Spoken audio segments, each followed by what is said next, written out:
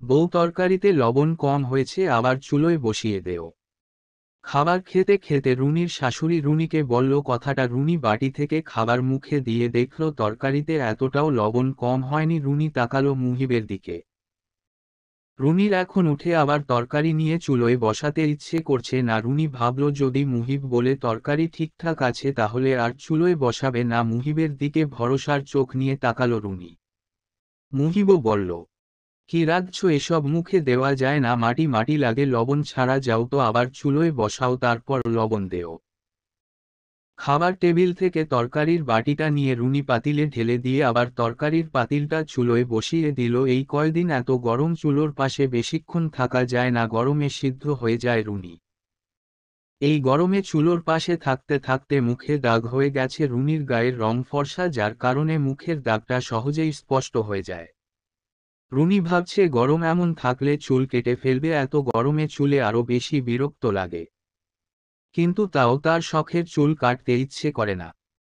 রুনির মেয়ে আয়শার জন্যে মিষ্টিজাতীয় খাবার রান্না করতে হয়, আবার রুনির শ্বশুর মরিচ দিয়ে তরকারি খেতে পারে না, তার জন্যে শুধু হলুদ দিয়ে আলাদা তরকারি রান্না করতে হয়। বাকি সবার জন্যে আলাদা তরকারি। রুনিদের বাসাটা টপ ফ্লোরে, দুপুর হলে বাসায় থাকা যায় না গরমে, সেখানে চুলোর পাশে থাকতে তার শ্বাসকষ্ট বেড়ে যায়, সাথে গরমের কারণে ঘামে কাপড় ভিজে শরীরের সাথে মিশে যায়। ঘামে ভিজে থাকবার কারণে আবার ঠান্ডা লাগে। কিছুক্ষণ পরে রুনিদের বাসায় একটা এসি আছে, সেটা শ্বশুর শাশুড়ির রুমে রান্না বসিয়ে চুলোয় মিনিট কয়েকের জন্যে সে রুমে যেয়ে বসে, তাতে কিছুই লাভ হয় না, আবার চুলোর পাশে আসলে সেই একই রকম গরম।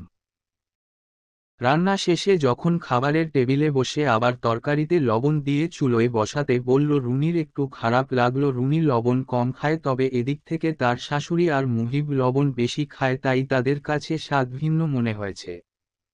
সামান্য কম হয়েছে, এইটুকু লবণ ভাতের সাথে নিয়ে খেলেই ঠিক হয়ে যেত। দুদিন পরে মুহিবের ছোট বোন শম্পা এসেছে বাড়িতে। রুনি তখন রান্নাঘরে সবার জন্যে রান্না করছে। গরমে রুনি ঘামে ভিজে উঠেছে। শম্পা এসে বলল, ভাবি তুমি মায়ের রুমে যাও, আমি রান্নাটা সামলাই।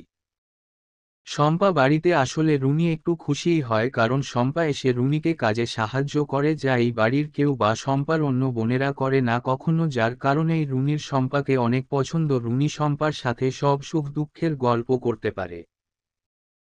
শম্পা যখন দেখল রুনি গরমে চুলোর পাশে থাকতে থাকতে ঘামে ভিজে উঠেছে, শম্পা নিজেই রুনিকে চুলোর পাশ থেকে সরিয়ে দিয়ে খুন্তিটা হাতে নিল। রুনি যে তার শাশুড়ির রুমে এসির নিচে বসল, এসির বাতাস এই মুহূর্তে গায়ে লাগলে শরীরটা শীতল হয়ে যায়।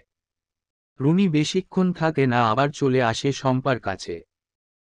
মেয়েটা বাবার বাড়িতে এসেছে, দুদিন থাকবে সেখানে, এই গরমে চুলোর পাশে দাঁড়িয়ে রান্না করতেছে আর রুনি এসির নিচে বসে থাকবে, তার কাছে ভালো লাগলো না। রুনি নিজেই তাই মিনিট পাঁচেক পরে রান্নাঘরে গেল, শম্পাকে টুকটাক জিনিস এগিয়ে দিতেছে আর দুজনে কথা বলতেছে। রুনি বলল, শম্পা তুমি যাও, আমিও রান্না করি। শম্পা বলল, না ভাবি, সমস্যা নেই। শম্পা বলল, ভাবি যে গরমেই গরমে চুলোর পাশে থাকো কিভাবে? রুনি বলল, হ্যাঁ গরম একটু বেশিই, তবে কি করব বলো। শম্পা বলল, আজকে না হয় আমি রান্না করি, তুমি শুধু এগিয়ে দেও। না থাক, তুমি বরং রুমে যাও, বাবার বাড়িতে আসছো, দুদিন রান্না করা খাবার খাবা, তা না করে যদি তোমারে দিয়ে রান্না করাই কেমন দেখায়। ভাবি আমি শ্বশুরবাড়িতেও মাঝে মধ্যে রান্না করি না। তাহলে কে করে? পায়েলের বাবা মাঝে মধ্যে রান্না করে। রুনি বলল, কি বলো? শম্পা বলল, পায়েলের বাবা মাঝেমধ্যে রান্না করে দেয়, সে বলে সবসময় তুমিই তো রান্না করো, যেদিন অফিস ছুটি থাকে আমি তোমাকে না হয় রান্না করে খাওয়াই, যদিও আমি নিষেধ করি তাও শুনে না। তবে জানো ভাবি, ভালোই লাগে মাঝেমধ্যে, আদর যত্ন সবারই পেতে ইচ্ছে হয়। এই যে প্রতিদিন রান্না করি, যেদিন পায়েলের বাবা রান্না করে সেদিন ভালো লাগে, ছুটি পেতে কার না ভালো লাগে। পায়েলের বাবা ছুটির দিনে বাসার কাপড় চোপড় নিজেই ধয়, পায়েলের ময়লা জামাকাপড় ধুয়ে দেয়। সে বলে, কি জানো আমি তো অফিসে ছুটি পাই একদিন, কিন্তু তুমি তো ঘরের কাজ করো, কখনো ছুটিই পাও না। আসলেই ভাবি এই জিনিসটা ভীষণ মুগ্ধ করে, যখন ও ছুটি পায় রান্নাঘরে আমার সাথে টুকটাক সাহায্য করে, আমার পাশে রান্নাঘরে এসে দাঁড়ায়, এসব বিষয় সুন্দর। শম্পা বলল, ভাবি প্রতিদিন যে মেয়ে রান্না করে, সে যদি একদিন রান্না করা খাবার সামনে পায় তার ভালোই লাগে, এই সব অনুভূতি বিশেষ। ভাইয়া তোমাকে সাহায্য করে না? রুনি বলল, হ্যাঁ করো। রুনি হ্যাঁ বললেও মুহিব বাসার কোনো কাজ করে না, ছুটির দিনে সারাদিন ঘুমায় আর ছুটির দিনে মুহিব বিরিয়ানি খেতে পছন্দ করে। শম্পা বলল, ভাবি তুমি মিথ্যা বলছো না তো? আরে তোমার ভাইয়া অফিসে এত কাজ করে, ছুটির দিনে একটু ঘুমায় বেচারা। শম্পা চলে যাওয়ার পরের শুক্রবার মুহিব খুব সকালে ঘুম থেকে উঠল। রুনির আজকে মাথা ব্যথা করতেছে, যার কারণে সে একটু দেরি করেই ঘুম থেকে উঠল। রুনি ঘুম থেকে উঠে দেখল মুহিব বালতি ভর্তি ভেজা কাপড় নিয়ে ছাদে যাচ্ছে। রুনি বলল, কি ব্যাপার, কই যাও? মুহিব বলল, কাপড়গুলো ধুয়ে দিলাম। রুনি অবাক হল, মুহিব ছুটির দিনে না ঘুমিয়ে তার বাবা মা এবং বাচ্চার ময়লা কাপড় এবং নিজের কাপড়, রুনির দুটো কাপড়ও ধুয়ে দিল। এসব সবসময় রুনিই ধুয়ে দেয়। আজকে কি এমন হলো যে মুহিব ছুটির দিনে সকালে উঠে ময়লা কাপড় ধুয়ে ছাদে শুকাতে চলে গেল?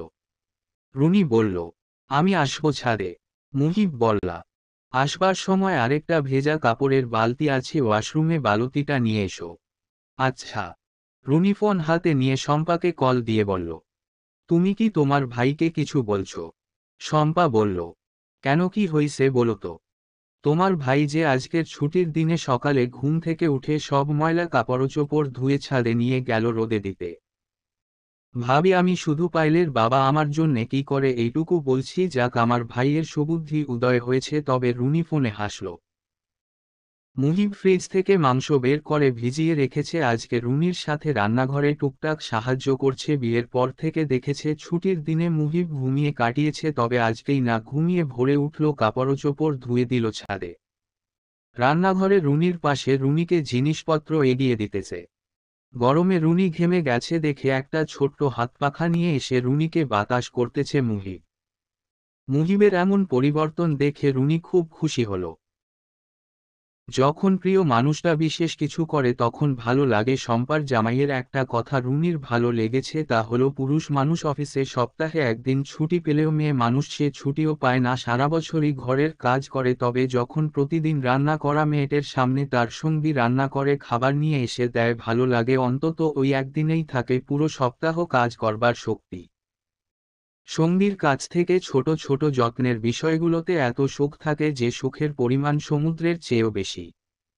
মাঝে মাঝে বিশেষ মুহূর্ত অনুভব করানো সঙ্গীর জন্যে সবকিছু করা যায়।